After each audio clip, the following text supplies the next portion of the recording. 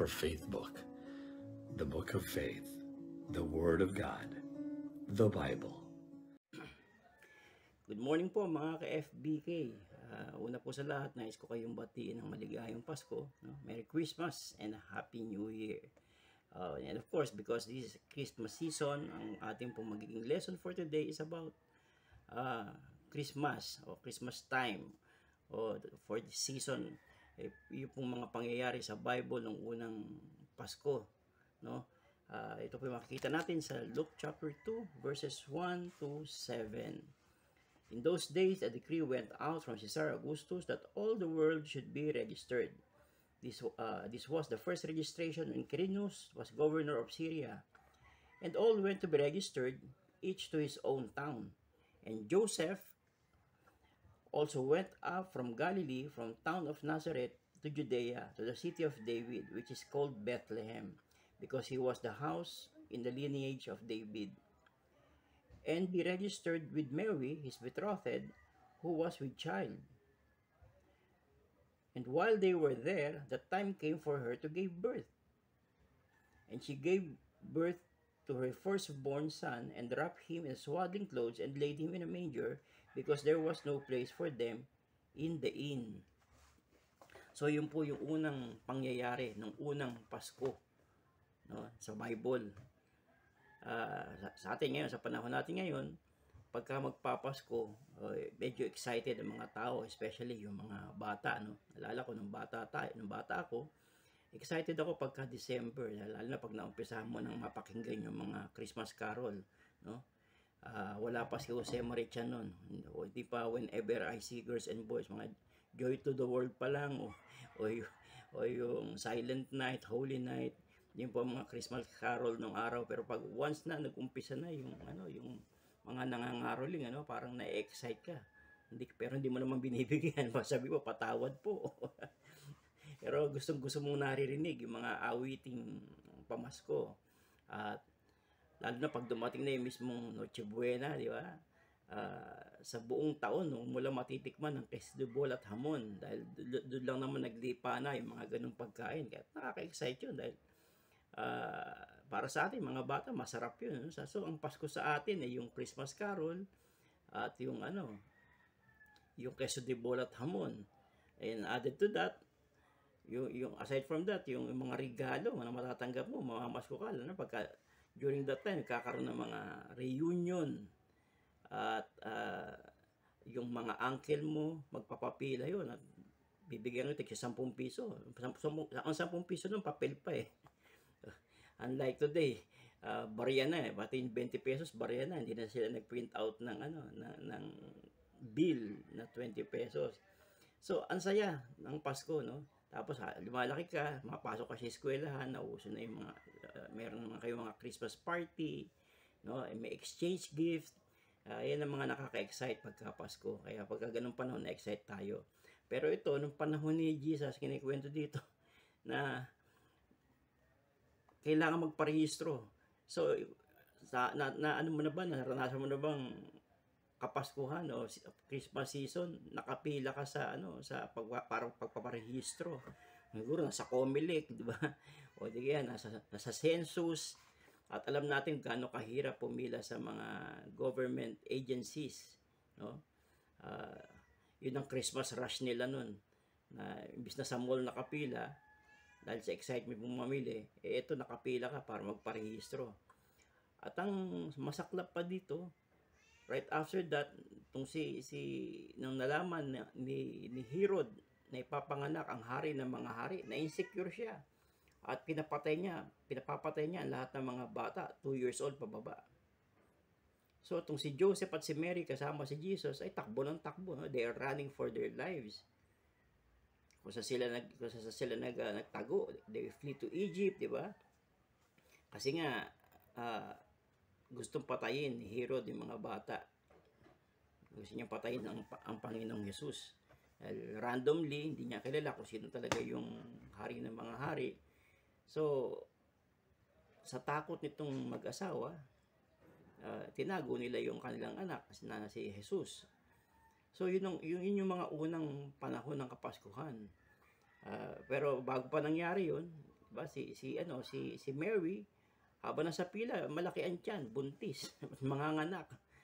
Siguro, dito nga sa atin, pagka pumila ka ng gano'n, talaga mapapaanak ka. So, yun na nga ang nangyari, napaanak si Mary. At ang saklap, walang ospital, at wala ring matutuluyan kung saan siya manganganak. So, merong nagkawang gawa, the best thing that they can offer, yung koral ng mga hayop. At doon pinanganak ang Panginoong Hesus. Nilagay siya, binalot siya sa swaddling clothes, at nilagay siya doon sa manger, doon sa pasabsaban, doon sa kainan ng mga baboy o kainan ng mga baka o ng anumang hayop na doon sa koral. Napaka-unsanitized nung pinaglagakan ng Panginoong Hesus nung siya pinanganak. Parang maigi pa ito, di ba? Yung kapag bigla nanganak, doon ka sa banyo ng mall, pinanganak, mas maigi pa yun, di ba? Kasi yung banyo ng mall, minamap, nililinis, nilalagyan ng sunrocks para masanitize, may tagalinis. Pero ito, koral ng hayop ito. Nandun na yung dumi ng hayop, nandun na yung pinagkainan ng mga hayop, yung panis na pagkain. At doon inilagak ang Panginoong Hesus. So, napaka-unsanitized ng kanyang So, unpleasant yung unang kapaskuhan na nangyari. Yung pagkapanganak ng Panginoong Hesus. Kumpara sa anumang pinagdadaanan natin ngayong kapaskuhan. Na most of the time, lalo ng mga bata ay excited, no? Of course, may mga kababayan tayo na nagdarahop, medyo hindi rin nila feel yung Pasko, no? Dahil wala naman sila laging queso de bola at hamon. Pero ganun pa man, hindi pa rin maikukumpara kung ano yung naging karanasan ng Panginoong Hesus at ng kanyang pamilya nung unang kapaskuhan. So, pero ano ba ang kahalagahan kung bakit pinanganak ang Panginoong Hesus? Diba? Bakit siya nagkatawan tao? Diba? Sabi nga sa John 1:14, "And the Word became flesh and dwelt among us, and we have seen His glory, full of grace and truth." Nakapamayan siya sa atin, at nakita natin yung kanyang kaluwalhatian, no? Yung kaluwalhatian ng Diyos ay nakita natin sa kanya. So, yung attributes ng Panginoon, yung God being omnipresent, God being omniscient, and God being omnipotent, ay nakita natin na nagkatawang tao. So, unang-una, the omnipresence of God became flesh. Yung omnipresence ng Panginoon ay nagkatawang tao, nagkatawang lupa, di ba? Kaya nga, naging accessible na ang Panginoon, ang Diyos sa atin. Kaya na natin siyang maabot. Makakalapit na tayo sa Kanya.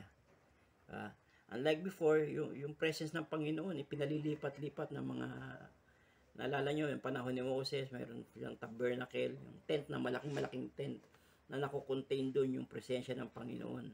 At hindi ka basta makakalapit, no?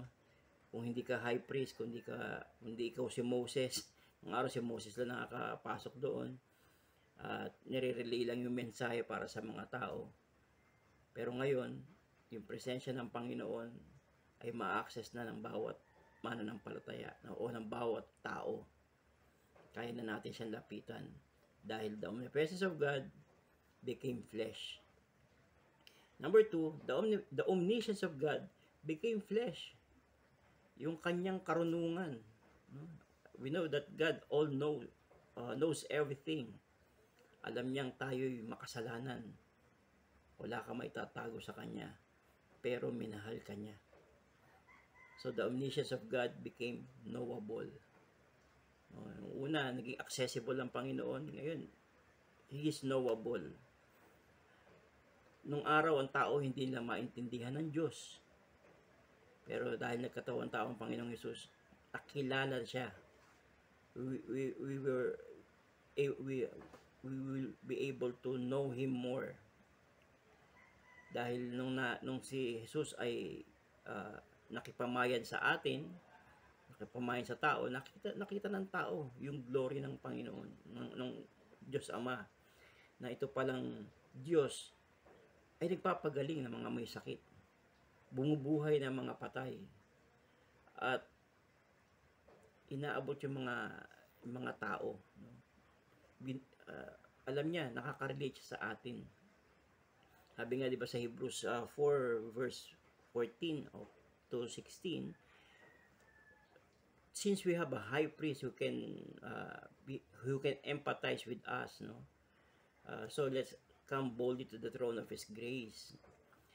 Meron tayong great high priest na alam o naramdaman kung ano yung ating pinagdadaanan.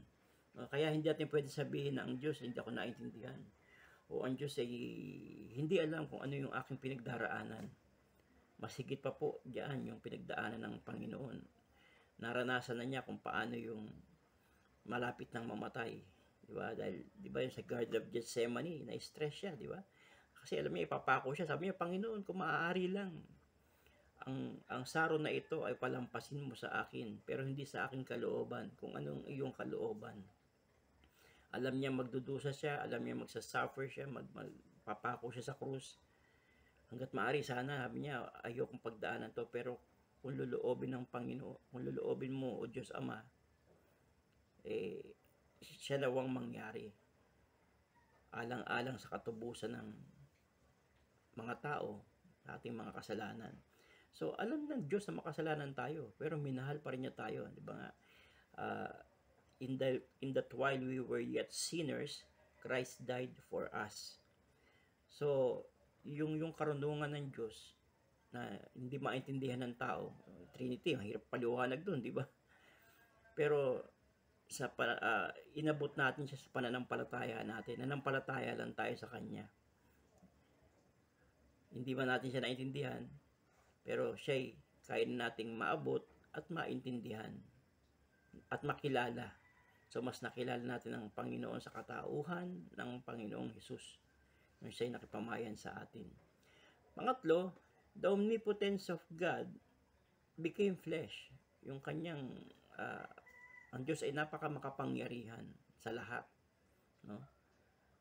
Wala siyang hindi pwedeng gawin. Siya ang may likha ng lahat, ng universe, ng Milky Way, at hindi kayang i-contain ang Panginoong Diyos sa anumang laki ng daigdig, dahil siya ang may likha nito. And yet, itong napakalaking Diyos na ito ay makapangyarihan ay nakipamayan sa atin. At kung gaano siya makapangyarihan, kaya niyang paikutin sa kanyang palad ang lahat ng mga planeta. Pwede niyang gawing lato-lato ang Saturn at ang Jupiter. Pwede niyang gawing bowling ang Earth. No? Alam niya kung anong pwede niyang gawin. No? Isipin niyo, hindi nagkakabangga-bangga yung mga planeta. Meron silang kanya-kanyang orbit. No? Lahat ng yun ay nasa order. Di ba? Sabi nga nung kinakanta namin nung araw, you spoke the words and all the world came into order. You wave your hands and planets filled celestial sky. No? At yun ay dahil sa kapangyarihan ng Panginoon. Kaya, ano man yung ating pinagdaraanan, ano man yung ating kalagayan, ay alam ng Panginoon. No? At alam niya kung anong gagawin dito. At yun ang ating pinakamabisang example na gagawin. No? Ang Diyos, si Jesus, ay laging nananalangin, di ba? Sangayon sa kalooban ng Ama. So, yun na example sa atin na pwede natin gawin dahil alam natin makapangyarihan ng Diyos, no? At nung kapangyarihan ng ito ay nagkatawang tao. So, that's the best example. And alam natin anong gagawin. Minsan, hindi lang natin ginagawa. Siguro ang problema lang natin ay yung katamaran natin, di ba? Andiyan na siya, accessible na ang Panginoon. Nakikilala na natin siya. At meron na siyang, nag-set na siya na example na kailangan natin gawin, na pwede natin gawin, magawa, masolusyonan ang ating mga problema. And yet, yung dating ginagawa, probably dahil tinatamad tayo. Diba? At yun po ang kahalagahan kung bakit dumating ang Panginoon para sa ating katubusan. Mahal niya tayo, yung kanyang nilikha ay nais niyang mailigtas. Kaya ano po yung ating response sa lahat ng ginawa ng Diyos sa atin, para sa atin. Kaya yun po ang istorya ng Christmas. At muli, binabati ko po kayo ng maligayang Pasko at manigong bagong taon. Ito po si Pastor Ricky ng Golden Dove Kanluwang.